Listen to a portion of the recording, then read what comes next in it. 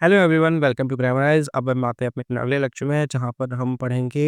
हम समरी पढ़ रहे थे हेरोल्ड पिंटर के वर्क दी बर्थडे पार्टी की, और समरी का एक लेक्चर हमारा हो चुका था और सेकंड लेक्चर हमारा अभी शुरू करते हैं हम। एक्ट वन चल रहा है अभी हमारा, और आज हम कोशिश करेंगे कि इस लेसन में हम एक्ट वन को फिनिश कर दें। ठीक है। एक क्वेश्चन बड़ा इंपॉर्टेंट बनता है कि कितने एक्ट्स जो हैं कि पूरे प्ले में है। तो हमारे 3 एक्ट्स हैं और तीनों एक्ट में एक ही सीन चल रहा है। ठीक है। इसका फर्दर सीन्स में सब डिवीजन नहीं है। ठीक है। चलिए शुरुआत करते हैं। इस लेसन की पीडीएफ के लिए आपको पता है आपको कहाँ जाना है। टेलीग्राम ग्रुप का लिंक सब डिस्क्रिप्शन में डाल दिया गया है, और फर्दर हमारे यूट्यूब नोट सेक्शन में आपको लिंक मिल जाएगा टेलीग्राम चैनल का। वहाँ पर आप इसकी पीडीएफ को एक्सेस कर सकते हैं फ्री ऑफ कॉस्ट। अच्छा, एक चीज़ और कि ये जो हमारा अभी हमने जो सीरीज़ शुरू करी है आरपीएससी लेक्चरर का जो एग्ज़ाम होता है फर्स्ट ग्रेड का, उसके लिए ये हम जितना हो सकता है उतना कोर्स कंप्लीट करेंगे और टोटल फ्री ऑफ कॉस्ट रहेगा। कोशिश करेंगे कि इन टाइम हम लोग पूरा सिलेबस जो है उसका फिनिश कर लें, और उसके साथ-साथ प्रैक्टिस भी हमारी चलेगी। जो एमसीक्यू क्वेश्चंस हैं, जो इम्पोर्टेंट क्वेश्चंस हैं, हम उनको भी करने की कोशिश करेंगे। ये ग्रामर सेक्शन की मैं गारंटी नहीं लेता हूँ, क्योंकि अभी टाइम हमारे पास बहुत कम रह गया है।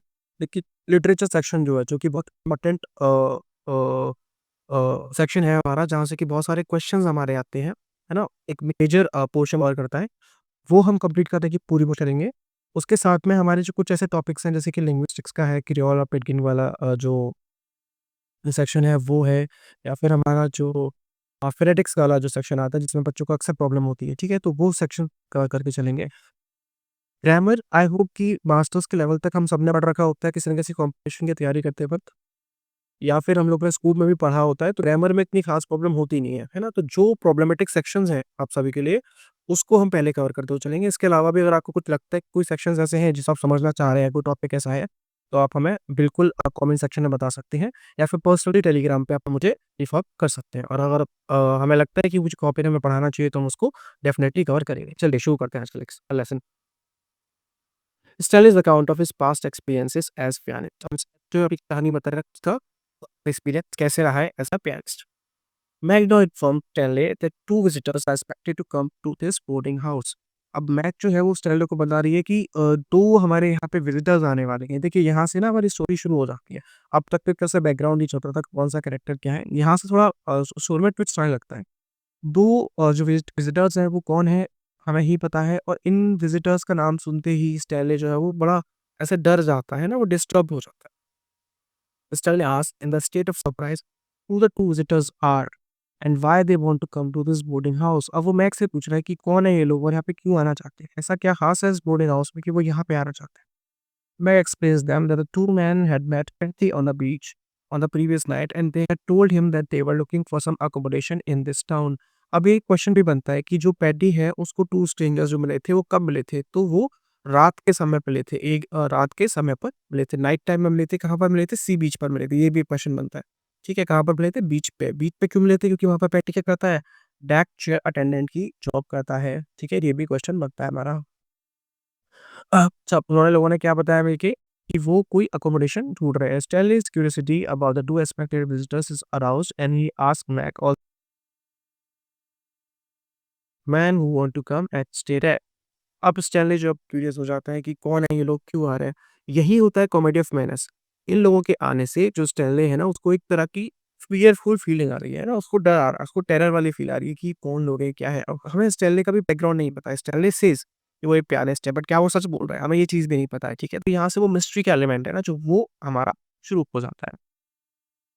Stanley gives Meg an account of a successful solo music concert which he had on the one occasion given in the London locality of Lower Edmonton।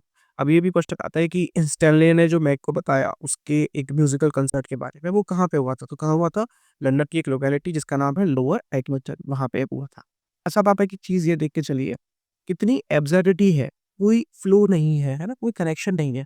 ऊपर अभी मैग उनकी बात कर रहा है कि 2 लोग कौन है, कहाँ से आने वाले हैं, ऊप स्टाइल बात कर रहा है और मैक को पता नहीं था उसके बारे में कि कौन है वो लोग, कहाँ से आने वाले हैं, और एकदम से वो फिर उसको अपने पुराने एक कॉन्सर्ट की कहानी सुना देता है। He says that this concert has been proved to be an enormous success. बताता है कि जो कॉन्सर्ट था, ये बहुत ही एक सक्सेसफुल कॉन्सर्ट था, यहाँ पे उसे बहुत ही अच्छा रिस्पॉन्स मिला। But at another concert, he had wanted to give on the subsequent occasion proved to be a complete fiasco. Fiasco का मतलब वो failure, मतलब होता है failure. तो उसने कहा कि पहला जो कॉन्सर्ट था वो तो बहुत सक्सेसफुल रहा, लेकिन इसके बाद जो दूसरा था वो क्या हुआ, वो फेलियर हो गया, वो एक फियास्को हो गया, वो सक्सेसफुल नहीं रहा। इस चीज़ को हम ऐसे भी कनेक्ट करके देख सकते हैं कि हैरोल्ड पिंटर की जो फर्स्ट परफॉर्मेंस थी, जो कहाँ पे हुई थी, कैम्ब्रिज थिएटर ग्रुप में हुई थी, वो एक सक्सेसफुल जो था इवेंट रहा था। लेकिन उसकी जो सेकंड परफॉर्मेंस हुई थी लॉक्सली हॉल में है, वो क्या थी, वो एक फेलियर थी। तो ऐसे ही जो है कि स्टैनली के साथ हुआ कि उसकी फर्स्ट परफॉर्मेंस एक सक्सेसफुल रही, जबकि दूसरी परफॉर्मेंस फियास्को फेलियर में एज अ रिजल्ट फेलियर हुई। अब क्यों हुई, क्या हुई, उसके बारे में सुनते हैं। Some people had come become hostile to him and had so arranged things that his second concert would not be held। देखिए हॉस्टाइल का मतलब होता है एनिमिटी वाली फीलिंग, है ना, नॉट वेरी फ्रेंडली, अनफ्रेंडली, है ना। तो कुछ लोगों को उसकी किसी बात का बुरा लग गया होगा या किसी बात से नाराज थे उससे, और उसकी वजह से उन्होंने उसका जो सेकंड वाला कॉन्सर्ट था उसको सक्सेसफुल नहीं होने दिया। Those people had wanted to humiliate him and to bring him down to his knees. वो लोग उसको ह्यूमिलेट करना चाहते थे। Bring him down to his knees का मतलब टू सरेंडर, है ना। कोई जब सरेंडर करता है, कोई हार जाता है, अक्सर जब वॉर होता है, कोई बैटल होती है, तो ब्रिंग डाउन ऑफ नीज का मतलब, टू नीज का मतलब होता है टू सरेंडर, ठीक है। तो वो उसको मतलब एक तरह से सॉरी बुलवाना चाहते थे, इससे अपोलोजाइज करवाना चाहते थे। From the account which Stanley gives to Mac, it is not at all clear why some people had turned against Stanley. The account which he gives to Mac of one successful and another unsuccessful concert has thus Mm. has thus something mysterious about it. It is Mac's wish that Stanley should not leave her and the boarding house, but should continue staying here. अब देखिए absurdity का एक और example देखिए आप, inconsequential चीज़ों का एक और एग्जांपल देखिए। वो उसे बता रहा है कि मेरा एक कॉन्सर्ट था बहुत सक्सेसफुल रहा, दूसरा कॉन्सर्ट जो था वो मेरा इतना सक्सेसफुल नहीं रहा। कुछ लोग जो है कि वो मेरे से हॉस्टाइल हो गए थे। कौन लोग थे? क्या रीज़न थे? इसके बारे में हमें कोई जानकारी नहीं मिलती है, हमें बस सुपरफिशियल स्टेटमेंट्स मिलते हैं। मैक स्टैनली जो है वो अपनी कहानी सुना रहा है, उसके पीछे कोई डिटेल्ड एक्सप्लेनेशन नहीं दे रहा है, ठीक है? उसके बारे में कुछ क्या है? मिस्ट्रीज़ है, मिस्टीरियस एलिमेंट छिपा हुआ है। यही हमारा कॉमेडी ऑफ मैनर्स का भी एक एलिमेंट होता है। अच्छा, मैग की विश है कि स्टैनली जो है वो उसने क्या बोला था कि मुझे जॉब मिल गई और मैं जाऊँगा और यूरोप की बहुत सारी सिटीज़ में, बड़े-बड़े शहरों में अपना टूर करूँगा। मैग की विश क्या है कि स्टैनली को जो है उसका बोर्डिंग हाउस और स्टैनली को छोड़ के नहीं जाए और उन्हीं के साथ रहे, because Meg is in love with Stanley, ठीक है। अब आते हैं नेक्स्ट सीन पे, नेक्स्ट पैराग्राफ पे, note see. Stanley feel perturbed, Meg nervous too. देखिए पर्टर्ब्ड का मतलब होता है डिस्टर्ब्ड, पर्टर्ब्ड का मतलब क्या होता है? डिस्टर्ब्ड। अब जब से उसने वो 2 लोगों की बात सुनी है कि वो जो 2 लोग आने वाले हैं, तब से वो डिस्टर्ब्ड है, तब से वो परेशान है। एक और 2 लोग हैं, क्यों आ रहे हैं और इस ही बोर्डिंग हाउस में क्यों आ रहा है? देखो 2 चीज़ हो सकती है ना? तो हमें नहीं पता। आगे जब स्टोरी अनफोल्ड होगी तब हमें पता चलेगा। एक चीज़ ये कि उसे लग रहा है कि अब तक जो अटेंशन मुझे मिलती है, मैं कि हो सकता है वो डाइवर्ट हो जाए। पता नहीं वो कौन लोग हैं, क्या हैं? तो मेरे को जो स्पेशल ट्रीटमेंट मिल रहा है यहाँ पे, वो उस पे क्वेश्चन मार्क लग जाएगा, है ना? तो इसलिए भी हो सकता है कि स्टैनली जो है वो डिस्टर्ब्ड हो। Matt's information about the expected arrival of 2 men at this boarding house has mentally perturbed Stanley, है ना? उससे स्टैनली जो है वो मेंटली परेशान हो चुका है, डिस्टर्ब हो चुका है। What we do not understand. अब ऐसा क्यों हो रहा है ये हमारी समझ से परे है। इसके लिए कोई लॉजिक नहीं दिया, इसके लिए कोई रीज़न नहीं दिया गया है। Now Stanley takes revenge upon Ack by giving her a brief account of some people who would be coming on this day in a van and bringing with him a wheelbarrow in which they would take away a dead body from its place। अब उसको परेशान करने के लिए, है ना, ये जो है रिवेंज वाली एक ट्रेट होता है कॉमेडी ऑफ माइनस का, तो वही रिवेंज समझ लीजिए। मैग ने उसको एक्चुअल चीज़ बताई कि ऐसा-ऐसा होने वाला है, लेकिन स्टैनली क्या कर रहा है, फेक स्टोरी बना के उस आउट ऑफ नोवेयर, उसके पीछे कोई रीज़न नहीं, कोई लॉजिक नहीं, कहीं से उसको पता है कि अ, आज कुछ लोग आएँगे और एक वैन लेकर आएँगे जिसके अंदर कि क्या हुआ है, व्हीलबैरो होगा और उसमें यहाँ से एक डेड बॉडी लेकर जाएँगे, ठीक है। अब मैक को चिंता हो जाती है कि डेड बॉडी किसकी होगी, कहीं ये खुद उसकी तो नहीं होगी। व्हीलबैरो से क्या रहा था, व्हीलबैरो क्या होता है? देखिए आप सभी ने देखा होगा हमारे इंडिया में अक्सर क्या होता है कि सुबह-सुबह सफाई वाले आते हैं और वो कार्ट हाथ में लेके आते हैं जिसमें 2 पहिए लगे होते हैं, आयरन की कार्ट होती है, वो व्हीलबैरो होता है। लेकिन ब्रिटिश एरा में जो व्हील तो होता है ब्रिटिश पे या फिर आज भी वहाँ पे इसको as a farming tool use किया जाता है ना, वो खेत में हम हमारे यहाँ पे यूज़ होता है कि जब हम घास को उसमें से जब वीड्स होते हैं उन्हें निकाल रहे होते हैं किसी फसल में से, तो जो वीड्स होते हैं उन्हें इसमें डालते जाते हैं ना, ऐसे 2 हाथ से पकड़ के ऐसा होता है बीबर और आपको बना के दिखा देता हूँ। रुकिए।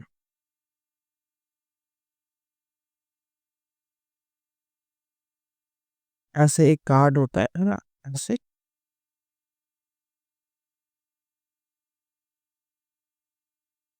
और उसके नीचे ऐसे ये कार्ड है ना?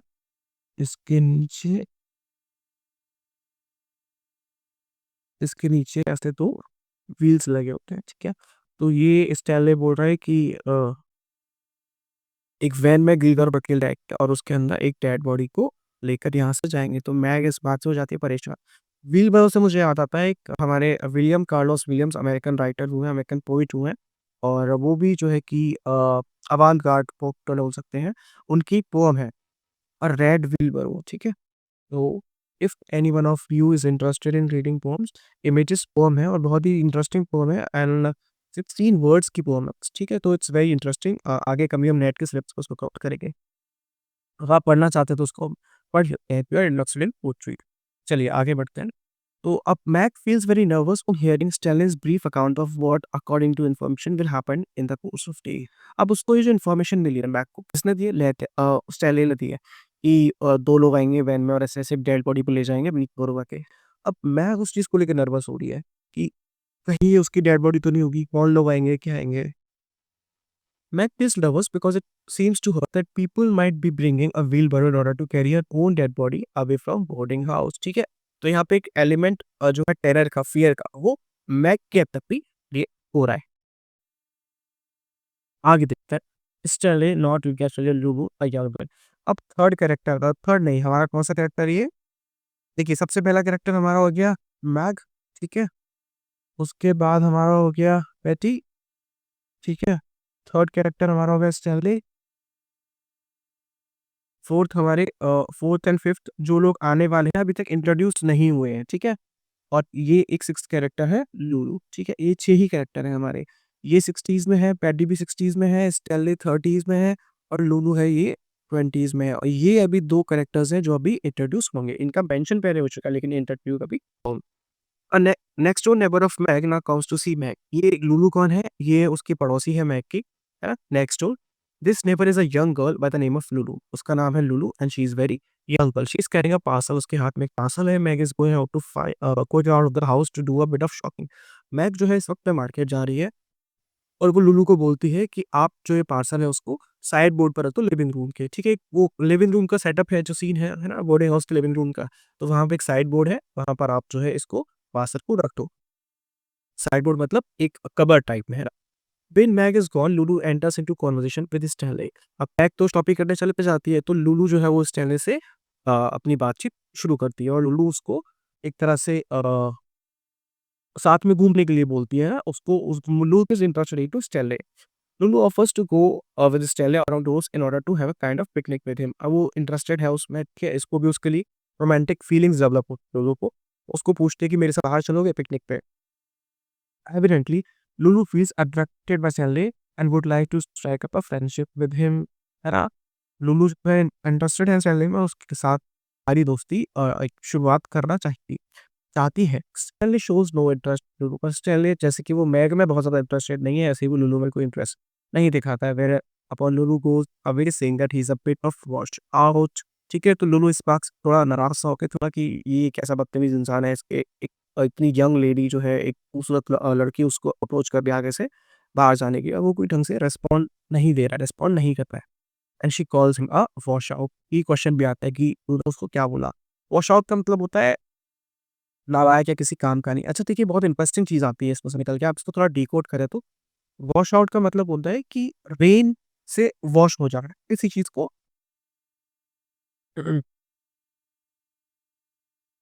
कोई चीज़ जैसे जब बारिश होती है और उसमें जब गीली हो जाती है, उसमें भीग जाती है और किसी काम की नहीं रह जाती है, उसको हम बोलते हैं वॉश आउट। अक्सर ये टर्म होता है ये मैच में यूज़ किया जाता है। द मैच क्रिकेट मैच में आप आई आई एम श्योर आप में से ज़्यादातर लोग क्रिकेट देखते होंगे। Match has been washed out, है ना? ये टर्म कई बार यूज़ होता है जब बारिश आ जाती है ना? अब हम स्टोरी पढ़ रहे हैं, किसकी स्टोरी है ये? किसने लिखी है ये जो ड्रामा है, ये लिखा है हेरोल्ड पिंटर ने। और मैंने आपको बताया था कि हेरोल्ड पिंटर क्रिकेट में बहुत ज़्यादा इंटरेस्टेड थे, ठीक है? तो वहीं से ये टर्म लिया गया, क्योंकि वॉशआउट टर्म क्रिकेट मैचेस में बहुत ज़्यादा यूज़ किया जाता है। और वहीं से ये टर्म जो है उन्होंने बोरो किया हो सकता है। We are not sure about it, but हम डिकोड करें तो ये एक लॉजिक हो सकता है, ठीक है? वॉशआउट का वैसे यहाँ पे मतलब जो लुलू ने स्टैनली को बोला, वो क्यों बोला? स्टैनली को उसने बोला कि आप नालायक है, किसी काम का नहीं है, बदतमीज़ इंसान है। ये मतलब मैं इसको आगे से फ्लर्ट कर रही हूँ और ये रिस्पॉन्ड नहीं दे रहा उसने सैज आगे। अब यहाँ पर जो 2 स्ट्रेंजर्स की सबसे बात हो रही है बहुत देर से, उनका अराइवल होगा। Check the time. Alright, we have number of time. The arrival of Goldberg and McCann to carry out an assignment. Goldberg और मैकेन, ये वो जो लोग हैं, वो 2 कैरेक्टर्स जिनकी बहुत देर से बात हो रही है कि 2 लोग आने वाले हैं, 2 लोग आने वाले हैं। गोल्डबर्ग इसकी बातों से ऐसा लगता है कि बॉस है। इसकी जो एज है वो कितनी है? 50s में है। और मैकेन जो लगता है कि उसके साथ में उसका एज़ असिस्टेंट है, उसकी एज है 30s में, ठीक है? और ये ऐसा लग रहा है इनकी बातों से क्योंकि असाइनमेंट पर आए हैं यहाँ पे। जो सी साइड टाउन है यहाँ पे, उसमें किसी असाइनमेंट के लिए आए। The two expected visitors now arrive at the boating house. Meg, as we know, has gone out shopping. हमें पता है कि मैग शॉपिंग करने के लिए जा चुकी है और दोनों जो हमारे विजिटर्स हैं वो बोर्डिंग हाउस में आ चुके हैं। Stanley on seeing the two strangers slips out of the house through the back door. Stanley को जैसे ही पता चलता है कि 2 स्ट्रेंजर्स आए हैं, वो पीछे वाले दरवाजे से निकल जाता है, चोरी छिप के निकल जाता है, क्योंकि उसको पहले ही वो वाली फीलिंग है कि पता नहीं कौन लोग हैं, किस लिए आए हैं, ठीक है? The two men enter the boarding house and make themselves quite comfortable। अब वो दोनों लोग आते हैं और आराम से जो है कि बोर्डिंग हाउस में बैठ जाते हैं। The two man are Goldberg, a Jew in his 50s। पहला कौन है? गोल्डबर्ग है, जो कि कौन है? ज्यू है। ज्यू क्या होते हैं? जो ज्यूइश पीपल होते हैं ना, यहूदी जिन्हें हम बोलते हैं। और वो का उसकी एज क्या है? 50s के अंदर है। And McCann an Irishman. McCann जो है वो आयरिशमैन है, आयरलैंड के रहने वाले एक सिटीजन है, जिसकी एज क्या होगी? अराउंड अराउंड 30 होगी। एक conversation begins between the two man. अब वो दोनों लोगों में आपस में बातचीत शुरू होती है। मैकेन एड्रेसेस गोल्डबर्ग एज मैकेन जो है वो गोल्डबर्ग को किस नाम से बुलाता है? नेट। ये भी क्वेश्चन आता है कि गोल्डबर्ग के और नाम्स क्या है? तो एक नाम तो क्या हो गया? नेट हो गया, चलिए। Which seems to be Goldberg's first name, जो कि हमें लगता है गोल्डबर्ग का फर्स्ट नेम हो सकता है। मतलब इसका पूरा नाम क्या हुआ? नेट गोल्डबर्ग, ठीक है? Goldberg compliments McCann on being very competent man. Goldberg उसको कॉम्प्लीमेंट करता है मैकेन को कि तुम बहुत ही कॉम्पिटेंट आदमी हो। कॉम्पिटेंट का मतलब होता है स्किल्ड। स्किल्ड मतलब स्किल, जो बहुत कोई भी काम अच्छे से करे, है ना? डेक्स्ट्रस एक एक वर्ड होता है इसके लिए, डेक्स्ट्रस। तो जिसके अंदर कोई एबिलिटी होती है बहुत कोई काम करने की, कोई काम करने में बहुत ही प्रोफिशिएंट होता है, बहुत अच्छे से कर पाता है, ठीक है? वो होता है एक कॉम्पिटेंट आदमी, काम का आदमी बेसिकली, आप ये समझ लीजिए। मैकेन offers his thanks to Goldberg for his kindness and for the favors that Goldberg has Goldberg in past done to him। अब मैकेन क्या बोल रहा है? गोल्डबर्ग को थैंक यू बोल रहा है कि आपने मेरी जो भी हेल्प की है उस सबके लिए थैंक यू, और आप बहुत ही काइंड इंसान है, बहुत ही दयालु आप आदमी हैं। It seems the two men have come here to accomplish some mission and that they have been sent here by some organization whom they are serving। उनकी बातों से ऐसा लगता है कि दोनों यहाँ पर किसी मिशन के लिए आए हैं और किसी ऑर्गेनाइजेशन ने जिसमें वो दोनों काम करते हैं यहाँ पे, उस मिशन पे ने इन दोनों को भेजा है। McCann is feeling somewhat nervous about that kind of job which he and Goldberg are expected to do here।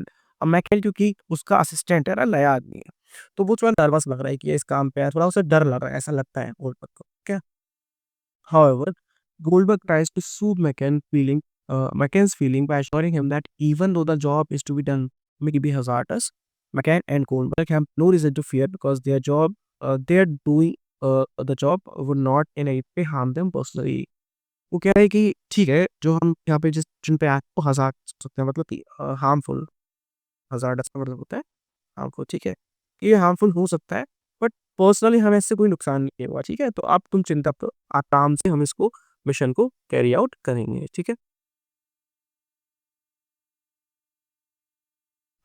अब क्या होता है, Meg now returns from her shopping. Meg जो है वो अपने शॉपिंग से वापस आ जाती है और enters into a conversation with the two guests who ask her all sort of questions about her present lodger whose name she tells him is Stanley Weber and who has been staying here for a year or so। Meg जब office से अपने sorry shopping से वापस आती है, तो उसको क्या होता है, उनके वो जो 2 गेस्ट है, कौन-कौन गेस्ट है? पहला गोल्डबर्ग है, दूसरा मैकेन है। गोल्डबर्ग 50s में है, ज्यूइश है, मैकेन जो है आयरिशमैन है और 30s में है, ठीक है? गोल्डबर्ग का एक नाम हमें जो पता चला, वो क्या पता चला? नेट गोल्डबर्ग, ठीक है? तो वो उनसे क्वेश्चन करते हैं, ये दोनों लोग जो हैं वो क्वेश्चन करते हैं मैक्स से कि आपके यहाँ पर एक लॉज़र रह रहा है ना? उसका क्या नाम है? तो बताते हैं उसका स्टैनली है और करीब-करीब 1 साल से वो यहाँ पे रह रहा है। उसके बारे में वो और सवाल-जवाब पूछते हैं। अब इससे क्या होता है, क्यूरियोसिटी जो है कि डेवलप हो रही है कि ये लोग स्टैनली के बारे में क्यों पूछ रहे हैं? किस मिशन पर ये लोग आए हैं पे, है ना? तो a sense of mystery is here. आगे हम देखते हैं क्या होता है, क्या नहीं होता है, ठीक है? ठीक है, चलिए। टुडे व्हेरेपन कोलबैक सजेस्ट दैट अच्छा, आई थिंक नीचे कुछ रह गया हमारा एक तो लाइन। अच्छा या Meg says that it's Stanley's birthday. अब मैग बोलती है कि स्टैनली का आज बर्थडे है। जब वो उससे बहुत सारे सवाल पूछ रहे हैं, है ना? मैग से स्टैनली के बारे में, तो उसे बताती है कि स्टैनली का आज बर्थडे है। एंड उस पर गोल्डबर्ग जो सजेस्ट करता है that they should all give him a party on this occasion. वो वाला सजेस्ट करता है गोल्डबर्ग कि ना स्टैनली का बर्थडे है तो चलो उसे पार्टी देते हैं आज। Promising to make all the necessary arrangements, और प्रॉमिस करता है कि जितनी भी ज़रूरत की चीज़ें होंगी, अरेंजमेंट्स होंगे, वो सब हम कर लेंगे। Meg feels delighted by the idea of the party and says that she would put her party dress for the occasion. Meg बड़ी एक्साइटेड हो जाती है क्योंकि वो तो उसमें वैसे ही इंटरेस्टेड है और हमें hints भी मिल रहे हैं कि हो सकता है वो उसकी मिस्ट्रेस हो। It is agreed that the next door neighbor Lulu should also be invited to the party. और वो बातों ही बातों में डिस्कस करते हैं कि चलो 4 लोग तो हम हो गए, ठीक है? 5वां स्टाइल छठी हमारी जो नेबर है लुलू, उसको भी हम पार्टी में इनवाइट कर लेंगे। अब क्या होता है, मैग्स बर्थडे प्रेजेंट होता है स्टैनली। मैग का एक बर्थडे प्रेजेंट स्टैनली को मिलता है। क्या मिलता है, कैसे मिलता है, आइए जानते हैं। The two man have been escorted up the stairs. अब देखिए एक वर्ड आया एस्कॉर्ट। एस्कॉर्ट का मतलब होता है लेकर जाना, ठीक है? अपने साथ में लेके जाना। इसका एक एग्जांपल देता हूँ। कभी भी आपके शहर में आपने शायद देखा हो, आप न्यूज़ पढ़ते हैं, तो कोई भी मिनिस्टर अगर आता है, कोई भी पॉलिटिशियन अगर आता है, बड़ा पॉलिटिशियन है ना? जो कि किसी पोस्ट पर है, और कोई भी अगर ऑफ़िसर आता है, जैसे कि आईएएस ऑफ़िसर्स हैं, आईपीएस ऑफ़िसर्स हैं, तो उनके साथ में आगे 2-3 कार चल रही होती हैं, ठीक है? 2-3 कार उनके आगे, 2-3 कार उनके पीछे चल रही होती हैं। वो क्या कर रही होती है? उन्हें एस्कॉर्ट कर रही होती है, उन्हें लेके जा रही होती है। एक कॉन्वॉय होता है, ठीक है? ये कॉन्वॉय तो बोलेंगे इस पूरे को, कॉन्वॉय का मतलब कारवां। लेकिन ये जो प्रोसेस जो कर रहा है, वो होता है उनको एस्कॉर्ट कर रहा है, इनको लेके जा रहा है, ठीक है? मतलब एक तरह से रास्ता, ठीक है, गाइड करना। तो ये 2 मैन जो ये 2 लोग हैं, ये 2 मेन्स हैं, इनको ऊपर ले जाया जाता है, रूम में एस्कॉर्ट करता है। और कौन appears to the room has been assigned to them. उनको जो भी रूम उनको असाइन किया गया, उसमें एस्कॉर्ट किया जाता है। And Stanley comes back to the house and begins to ask Meg all sort of questions about the who, when, are, though she can provide precious little information to him about them, ठीक है? अब जब वो room में चले जाते हैं तो स्टैनली वापस आता है और मैग को परेशान करना शुरू कर देता है। किससे? सवाल पूछ-पूछ कर कि ये 2 लोग कौन हैं और तुम्हारी इससे क्या बात हुई थी और तुम्हें क्या-क्या इन्फॉर्मेशन है? बिकॉज़ मै स्टैनली क्या है, वो टेरिफाइड है, वो डरा हुआ है कि ये लोग क्यों आए हैं? ये लोग भी स्टैनली के बारे में पूछताछ कर रहे हैं। तो कुछ तो टेंशन यहाँ पे क्रिएट हो रही है आपस में, ठीक है? She then tells Stanley that it is his birthday today and she has brought him a present. उसने बताया कि देखो आज तुम्हारा बर्थडे और मैं तुम्हारे लिए प्रेजेंट लेके आई हूँ। उसने उनके बारे में ज़्यादा कुछ नहीं बताया। Stanley looks surprised of being told that it is his birthday. Stanley को सरप्राइज़ होता है कि मेरा बर्थडे है। उसे मतलब खुद ही नहीं पता। आप ये देखिए स्ट्रेंज फीलिंग कि Stanley को खुद ही नहीं पता कि इसका बर्थडे है। मैग उसे बताती है कि उसका बर्थडे है। वो सरप्राइज़ हो जाता है सुन के। Evidently he himself has not been aware of fact that it is his birthday. जिससे कि पता चलता है ज़ाहिर-सी बात है कि उसका बर्थडे है, ये उसको नहीं बताती, उसे खुद नहीं बताती। Mac then opens the parcel which Lulu has placed on the sideboard. अब वो जो पार्सल सुबह लुलू जब लेके आई थी, कब? जब मैक मार्केट जा रही थी, शॉप पे जा रही थी। उसको जो सुबह लुलू लेके आई थी उस पार्सल को मैक ओपन करती है। She takes out a drum from the parcel and tells Stanley that this drum is a birthday present to him. वो उसको निकालती है, पार्सल को उसे ओपन अप करती है, उसमें क्या होता है कि ड्रम होता है, फिर उसे बताती है कि ड्रम जो है उसका बर्थडे प्रेज़ेंट है। अब आप देखिए एब्सर्डिटी का एक और एग्ज़ाम्पल यहाँ पे कि उसने क्या बोला था कि मैं एक पियानिस्ट, मैं पियानो बजाता हूँ, मैं पियानो प्ले करता हूँ और मेरे पास अभी पियानो नहीं है प्ले करने के लिए। ये जानने के बाद भी कि वो एक पियानिस्ट है, वो पियानो बजाता है, मैग उसको क्या गिफ्ट करती है? एक ड्रम गिफ्ट करती है, which is I think of no use, right? Usually क्या होता है, अगर कोई ये लॉजिकल सीक्वेंस होता है, उसमें क्या होता है कि बताते हो लेट्स से कि आप किसी भी बिलव्ड को, आप अपने पार्टनर को कोई गिफ्ट करते हो, आप और वो बोलता है कि मुझे आईफ़ोन चाहिए और आप उसे जूते गिफ्ट कर देते हो, राइट? तो क्या कोई लॉजिक निकला? नहीं ना। तो वो कह रहा है कि मेरे को मेरे पास पियानो नहीं है। और वो उसको गिफ्ट क्या कर रही है? ड्रम गिफ्ट कर रही है। ये है एक एब्सर्डिटी का example. And it's a boy drum, मतलब छोटे बच्चों का खेलने वाला जो ड्रम आता है, ये भी वो ड्रम है, एक प्रोफेशनल ड्रम नहीं है। A kind of toy drum, ठीक है? खिलौना वाला जो ड्रम होता है वो है ये। Perhaps Meg has given him a drum to Stanley because Stanley has no piano to play upon. वही बात, उसके पास बजाने को पियानो नहीं है तो उसको ड्रम दे दिया, ठीक है? इलॉजिकल चीज़ें हो रही हैं, नॉनसेंसिकल चीज़ें हो रही हैं। Stanley puts the drum around his neck and begins to play on it with the true stick.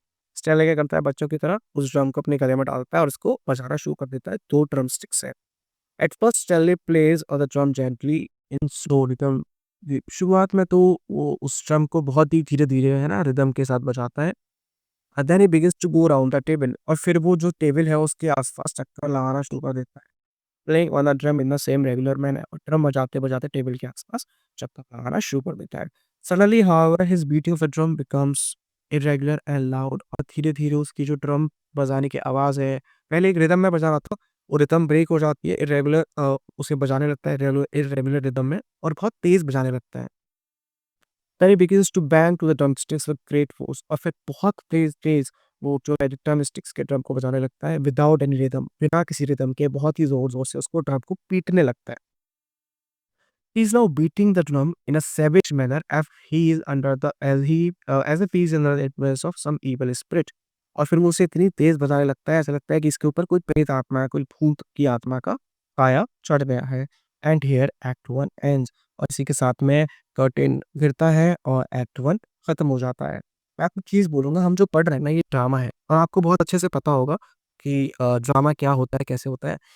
आप लोगों को सजेस्ट करूँगा मैं, अगर आपको इसको बहुत अच्छे से समझना है ना ड्रामा को, इस जॉनरा को समझना, और इंटरेस्टिंग चीज़ होती है बहुत ये, तो अगर आप जयपुर के आस-पास कभी हैं या जयपुर में रहते हैं, तो जवाहर कला केंद्र पे या फिर बहुत सारी जगह पर ड्रामा के परफॉर्मेंसेज़ होते हैं, तो आप ज़रूर से जाइए और देखिए। अगर कभी दिल्ली जाना होता है, ठीक है?